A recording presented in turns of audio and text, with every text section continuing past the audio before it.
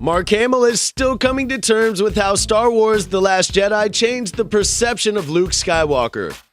The 66-year-old actor has played the iconic character throughout the money-spinning film series, but Mark has admitted he remains torn about the Rian Johnson-directed movie, which has led fans to reconsider their attitude toward Luke.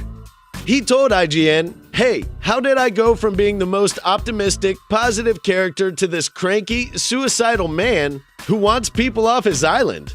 It was a radical change, but I think sometimes being pushed out of your comfort zone is a good thing." Luke is a noticeably less optimistic character in Star Wars The Last Jedi, which has divided fans and critics. But Mark can understand the film's pragmatic outlook on life. Sick of these promos? Like us and subscribe so we won't have to make up any new ones.